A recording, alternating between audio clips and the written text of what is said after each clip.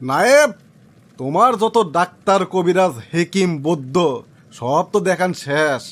কেউ আমার অসুখটা ধরে পেল না। এখন এক কাম করো, আমার জমিদারির যত ডাক্তার কবিরাজ হেকিম বৈদ্য আছে সবগুলো ধরে নিয়ে আসো। হুজুর, তা নিচ্ছি, কিন্তু আনার পরে কি কর্ম সেটা তো করলেন না। কইনি এখন করছি। ওই করে কালকে সূর্যাস্তর আগেই আমার এই জমিদারি এলাকা ছেড়ে চলে যাবার কবা। আর অর্গের যত ডাক্তারি বইপত্র আছে সব অরিগের চোখের সামনেই আগুন দিয়ে পুড়ে দিবা। আমার জমিদারির কোনো ডাক্তার কবিরাজ হেকিমের দরকার নাই।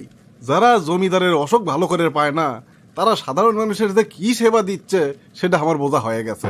আমাকে যা করলেন তাই করো, যাও। জি হুজুর, তা করিচ্ছি, কিন্তু একজন লোক আছে দরবেশের লাগান, তাই বলে আপনার সাথে আনা অশোকের ব্যাপারে কথা কবি, তা কি পাইটে দেবো হুজুর? আহ, দরবেশ? দরবেশ আমার অশোকের ব্যাপারে কথা কবি? হাতি ঘোড়া গেল তল, আর মশা কয় কত জল। ঠিক আছে, যাও ডেকে নিয়ে আসো। সুগলি যখন সুযোগ পাচ্ছে তাকে একটা সুযোগ দিয়েই দেখি।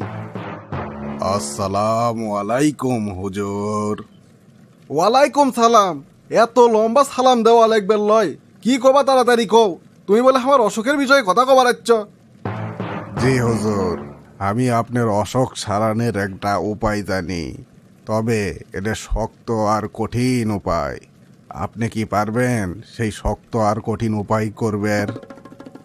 এই বেটা কয় কি, আমার কাছে কি কোনো কাম অসম্ভব আছে? কি করা লাগবে তাই কও ঝটপট। হুজুর, প্রথমে এমন একটা লোক বাইর করা লাগবে যার কোনো ভাবনা নাই, চিন্তা নাই, দুঃখ নাই, তাই সর্ব অবস্থায় সব সময় সুখে থাকে, আনন্দে থাকে। তারপর তারপর কি করা লাগবে? তারপর ওই লোকটার একটা জামা পরে অথবা তার বিছানার যদি এক রাত ঘুমাবার পারেন তাহলেই আপনার অসুখ ভালো হয়ে যাবে। এটা আর এমন কি, আমার জমিদারি তিনকে কত লোকই আছে যারা সব সময় হাসি খুশি আর আনন্দে থাকে। এত সহজ উপায় থাকতে ওরা কত কি না করলো, সব গাধার দল। আচ্ছা বুঝলাম, আমার অসুখ যদি ভালো না হয় তাহলে গেলে তোমার 500 বেত্রাঘাত খাওয়া লাগবে। এখন থেকে তুমি আমার কারাগারত বন্দি থাকবা যতক্ষণ পর্যন্ত না আমার অসুখ ভালো হয়। কিন্তু হুজুর, যদি আপনার অসুখ ভালো হয় তাহলে আমাকে কি পুরস্কার দিবেন? তোমার নামে আমি 500 বিঘে জমি লিখে দেবো। রাজি? জি হুজুর, আমি রাজি। শোনো নায়েব, দরবেশের চাওয়া মোতাবেক ওই রকম সর্ব অবস্থায় হাসি খুশি আর আনন্দ থাকার লোকেও তাড়াতাড়ি খুঁজে বের করো। জি হুজুর, বুঝার পারছি, আজকেই আমরা সদল বলে ওই ধরনের একজন লোক খুঁজে বের করার জন্য নামে পড়িচ্ছি। কে রে হুলকুম, উনকে লোক কি আমাদের এলাকাত আছে কে রে, যার কোনো দুঃখ নাই, সব সময় আনন্দে থাকে? হ্যাঁ, আমার তো মনে হচ্ছে না ওই ধরনের লোক আছে। সগলিরই মনত কোনো না কোনো কষ্ট তো থাকেই। আসলেই পাওয়া কঠিন, তবে আমি একটা লোকের সন্ধান পাইয়ে গেছি। তাই নাকি? কুটি পাসু, তাড়াতাড়ি ক। পুরাতন জাহাজের উপর একটা বয়স্ক লোক থাকে। সেই লোক সব সময় হাসি খুশি থাকে, আর তার কাছে যত টাকা আছে সব গরিব মানুষের মধ্যে বিলে দিচ্ছে। আমার মনে হয় এটাই সেই লোক আমরা যা খুঁজিচ্ছি। তাহলে আর দেরি করিচ্ছি কৃষক, আমরা তাড়াতাড়ি চ ওই লোকের কাছে।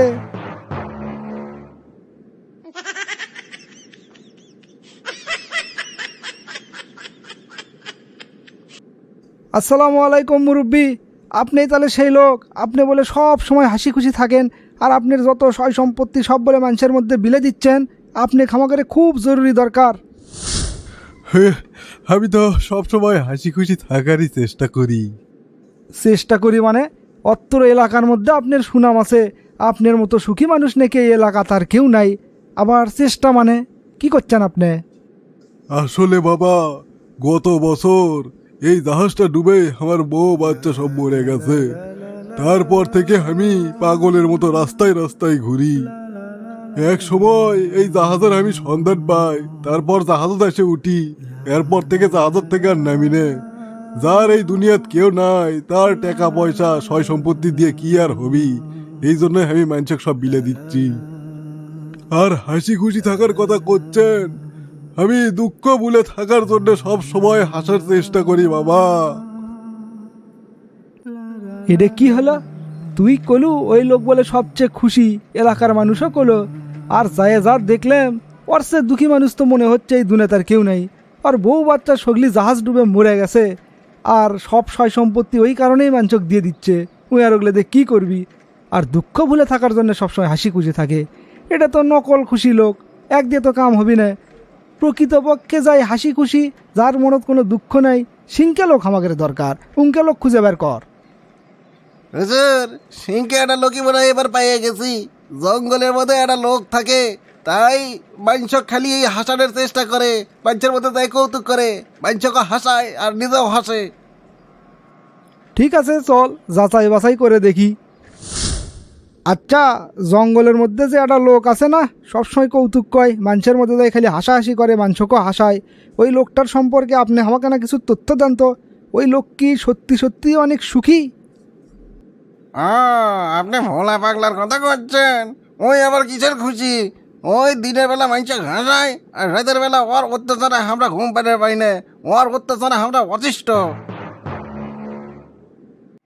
না রে হুলকুম, তুই যার কথা কলু ওয়াক দেও কাম হওয়ার লয়। ওই দিনের বেলা মানুষক মজা দেয়, কিন্তু রাত্রের বেলা ওর অত্যাচারে মানুষ ঘুম পারে না। হুলকুম রে, আমরা কি তাহলে সুখী লোক খুঁজে পাবো না? হুজুর, এইবার আমরা 100% সুখী লোক পাইছি। আমার বিশ্বাস এর কোনোই সমস্যা নাই। বিশ্বাস না হলে আপনি নিজে যেয়ে চেক করে দেখেন। হুলকুম যার কথা কলো, এটাই তো সেই লোক। দেখতে তো পাগল পাগল লাগিচ্ছে। যাই কাছে যাই আনা যাচাই বাছাই করি।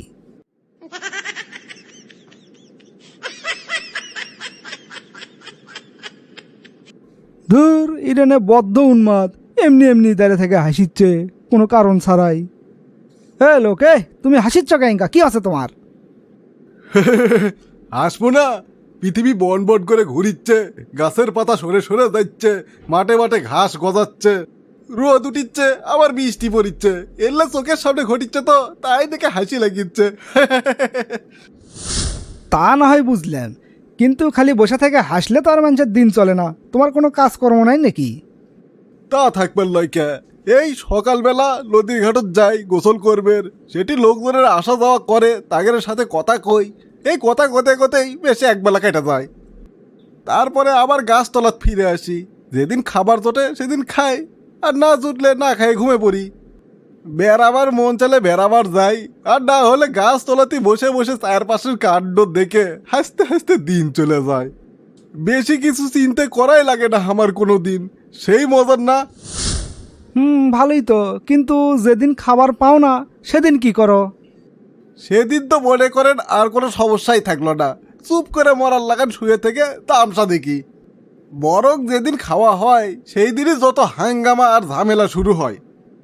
এ যেমন ধরেন, ভাত পাকো রে, হা করো রে, মুখর ঢুকো রে, চাবাও রে, গেলো রে, তারপরে আবার হাত ধোও রে, পানি খাও রে, এলে খাবার যখন আবার হজম হয় তখন আবার বদলালে দৌড় মারো রে, কত ঝামেলা, কত এলে কি ভাল লাগে?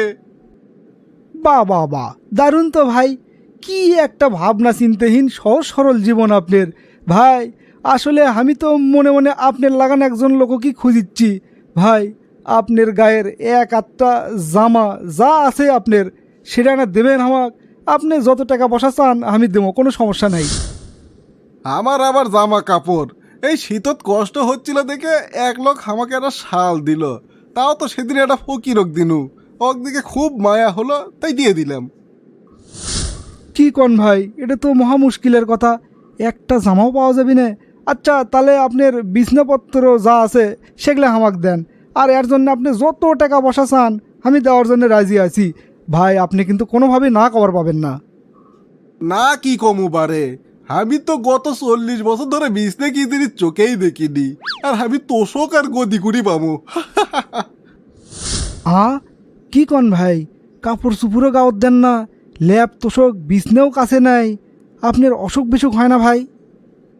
অসুখ বিসুখ আবার কি চাই, বললে আমি বিশ্বাস করি না, বললে আমি ভাবি উঠে, যারা খালি কথায় কথায় অসুখ অসুখ করে তারিখেরই যত অসুখ হয়।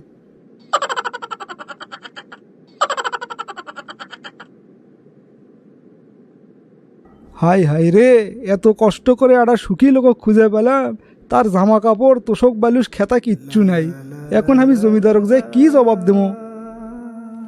হুজুর, 1 মাস ধরে পুরো এলাকা তন্ন তন্ন করে খুঁজলাম, শেষমেশ একটা সুখী লোক তো পাইলাম। কিন্তু ওই যে যে ঘটনা ঘটালো আমার সামনে, তা আপনাকে সব খুলে করছি, শোনেন।